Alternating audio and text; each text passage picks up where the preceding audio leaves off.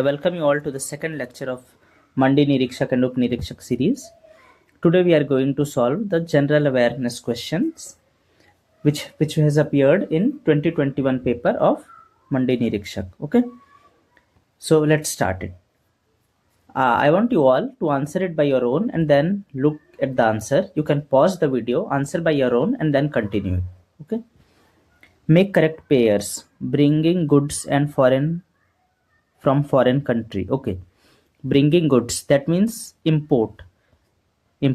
Sending goods to other country, that means export. IMF, open trade without restrictions and international monetary system, ये आएगा. World trade organisation, या it is associated with open trade without restrictions. ठीक है. जिनको confusion होता है import या export में, remember import starts with I मतलब इनकमिंग, आई मतलब आई, हमारे पास आई, तो दैट इज इंपोर्ट. और X, everyone wants their X to go, so X is export, is just going out. Okay, so इसका answer B C D A. Okay, B C D A first option. The cause, next question, the cause of inflation. Inflation मुद्रास्फीति का कारण है. Increase in money supply, definitely अगर लोगों के पास बहुत ज़्यादा पैसा है तो वो बहुत ज़्यादा चीज़ें खरीदेंगे, जिससे इन्फ्लेशन बढ़ जाएगा. Next, fall in production, definitely अगर प्रोडक्शन कम हो रहा है तो डिमांड जो है वो अपने आप बढ़ जाएगी, तो इन्फ्लेशन बढ़ जाएगा. तो आंसर आएगा C. Which of the following is indirect tax. अप्रत्यक्ष कर इनमें से कौन सा है. अप्रत्यक्ष कर क्या होता है? ऐसा टैक्स जो इम्पोज्ड किसी और पे होता है बट उसका इफेक्ट किसी और पे आता है. फॉर एग्जांपल, जैसे जीएसटी है. जीएसटी लगाया जाता है सामानों पे, बट उसको पेमेंट करना पड़ता है हमको, है ना. जीएसटी लगाया जाता है जो प्रोड्यूस कर रहा है उस सामान को या जो सेल कर रहा है ना, बट वी हैव टू पे it, so it is a form of indirect tax. Okay, direct tax का एग्जाम्पल क्या होगा? जैसे इनकम टैक्स है ना, आय, इनकम टैक्स. ओके,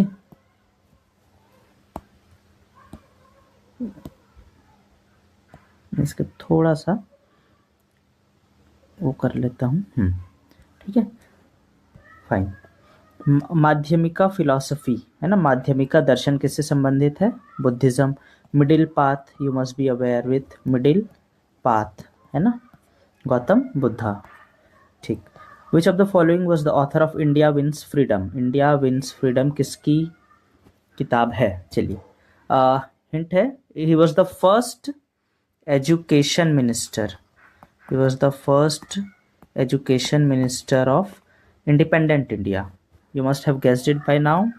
ये उनकी ऑटोबायोग्राफी है. It is Maulana Abul Kalam Azad. Next, when was the Hirakud project built. You must be remember it was one of the earliest project that has been started in India. So the answer will be 1948. कौन रहे थे PM? Jawaharlal Nehru. Most probably it was started around 1948. बनना start हुआ था 1948 में, but the usage was started around 1958. Okay. अगला question देख लेते हैं. अबाउट मनी बिल, धन विधेयक के विषय में क्या सही है?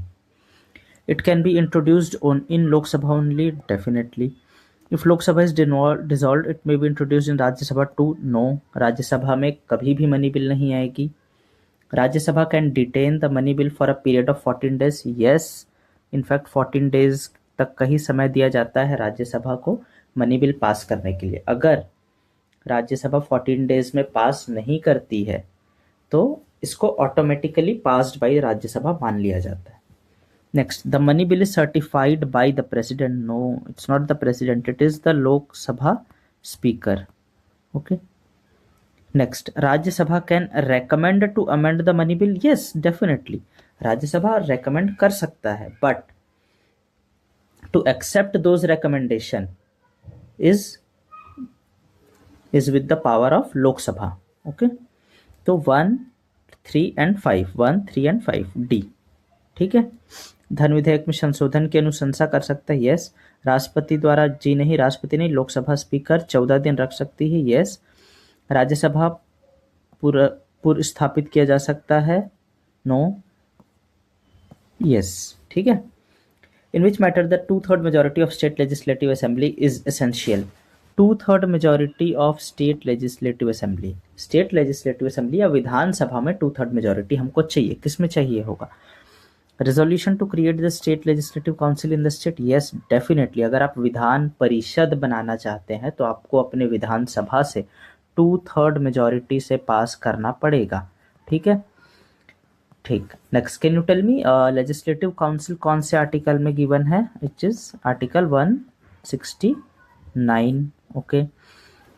Next, constitution amendment bill. Constitution amendment bill में स्टेट लेजिस्लेटिव असेंबली को तभी मिलेगा वोट करने को अगर it is changing the federal feature of the constitution, ठीक है। A bill which is referred by the president, a bill which is referred by the president, no. A bill concerning concurrent list of the constitution, definitely. concurrent list में जब भी amendment होगा, half of the state legislature को vote करना रहेगा इसके लिए, ठीक है। But anyway in this question 2/3 majority of state assembly पूछा गया है तो the correct answer will B ए।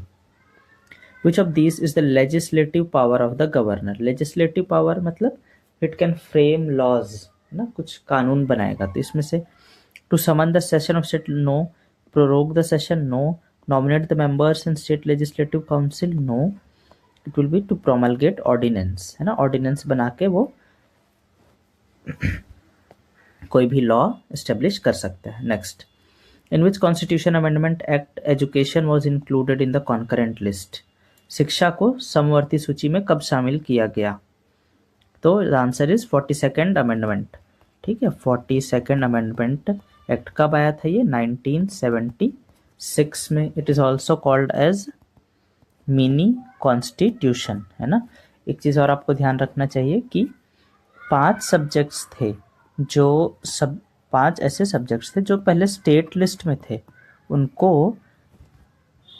उनको हमने किस लिस्ट में डाल दिया इसके बाद? कॉन्करेंट लिस्ट में, ओके। जैसे forests, okay, weights and measures, ठीक है। चलिए आगे बढ़ते हैं। Match the following sites of Indus valley civilisation with rivers on the banks of which they are situated. नदियों के साथ सुमिलित कीजिए, ठीक है। लोथल, भोगवा, रोपड़। रोपड़ कहाँ है? पंजाब में है। पंजाब में कौन सी नदी बहती है? सतलज। चन्हू पाकिस्तान में है। It is Indus, Banawali, Saraswati. A का सी, बी का डी। ए का सी, सेकंड का डी, 3 का ए, ओके, 4th का बी, करेक्ट। तो B, okay, B will be the correct answer. Next, which of the following performed the Ashvamedha sacrifice for Pushyamitra Sunga? Okay, क्या answer होगा इसका? It is A, Patanjali, okay. Next, author and work during the Sultanat period is correct, okay, सुमेलित कीजिए। Hasan Nizami, Taj ul Maasir, correct है। Ziauddin Barani, Fatawa Jahandari, definitely. Isami, Futuh us Salatin, definitely. Ibn Battuta, Tughlaqnama, no. Ibn Battuta की book का क्या नाम है? Rihla. Can you tell me Ibn Battuta कौन सी कंट्री से आया था? One of the favourite questions of PSC and Vyapam, Morocco, है ना। किसके टाइम पे आया था? मोहम्मद बिन तुगलक, है ना। और मोहम्मद बिन तुगलक ने इब्न बतूता को एक पोस्ट भी ऑफर किया था, दैट इज काजी, है ना, okay. Hasan Nizami, Taj ul Maasir. Hasan Nizami, one of the earliest writers of Delhi Sultanate, he was believed to be in the court of Qutbuddin Aibak, okay, और इसने दिल्ली सल्तनत की हिस्ट्री लिखी थी, है ना। नेक्स्ट, जियाउद्दीन बर्नी, फतवा जहंदरी। इसमें कुछ रूल्स रेगुलेशंस दिए हैं जो शरीयत के हिसाब से हैं कि किंग्स को किस तरीके से अपना रूल करना चाहिए। नेक्स्ट, इसामी, फतह सलातीन, ठीक है। आगे बढ़ते हैं। With whom of the following the British concluded the Treaty of Mandsaur in 1818? Okay, 1818 में थर्ड एंग्लो मराठा वॉर हुआ था, है ना, third Anglo Maratha war, okay. तो इसमें क्या हुआ था कि जो इंदौर के होलकर थे वो लोग ब्रिटिशर्स के अंडर आ गए, है ना, third Anglo Maratha war.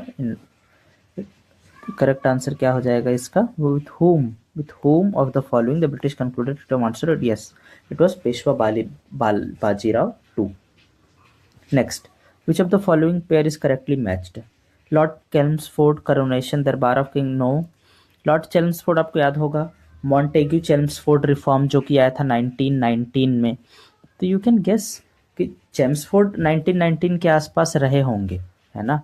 But coronation of king George V कब हुआ था, आपको याद होगा थर्ड दिल्ली दरबार 1911 में, है ना।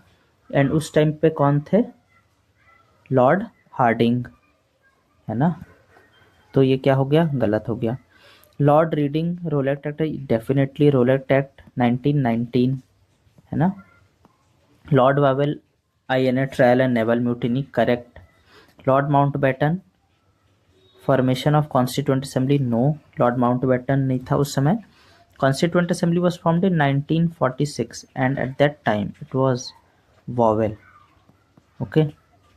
Which of the following correctly matched, I think it's wrong.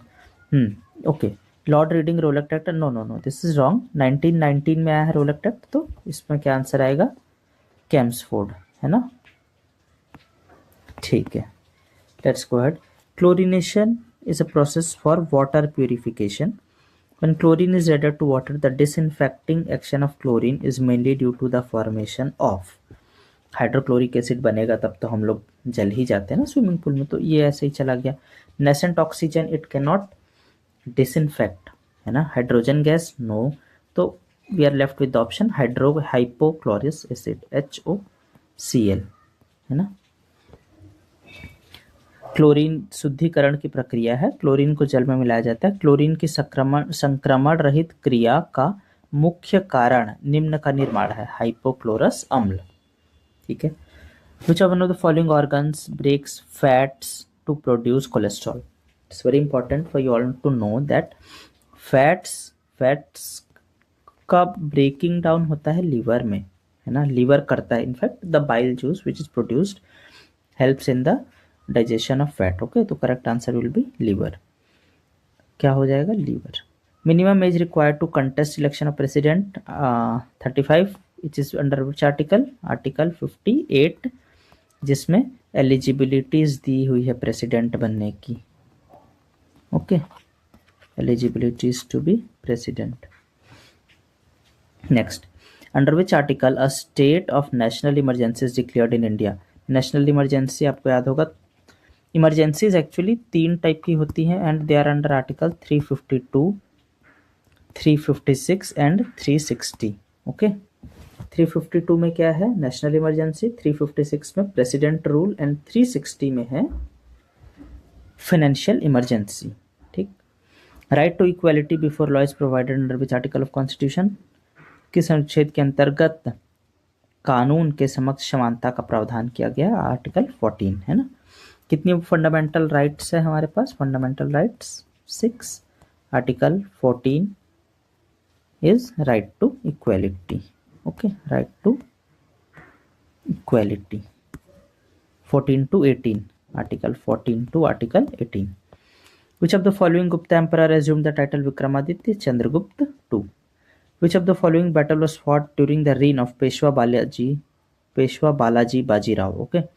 Peshwa Balaji Bajirao, third battle of Panipat. Ahmad Shah Durrani versus Marathas, okay.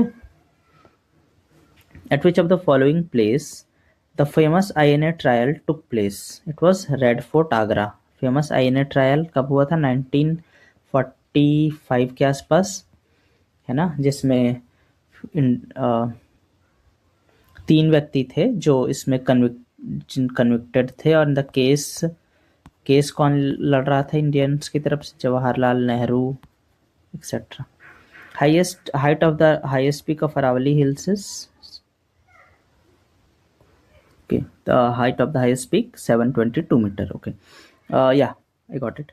Famous INA trial took place in 1945, तो 3 लोगों बेसिकली सेडिशन पे ये लोग वो थे, because they were convicted for waging war against the king, okay. 3 people जो थे, गुरबख्श सिंह ढिल्लन थे, Shahnawaz Khan and Prem Sehgal. Shahnawaz Khan and Prem Sehgal. Okay. Height of the highest peak. Okay, let's get ahead. In which state female literacy is lowest? So you will guess is definitely right. It's Bihar. I think there is some kind of emergency out there. I'll be back soon and we'll proceed with the next questions. Thank you so much.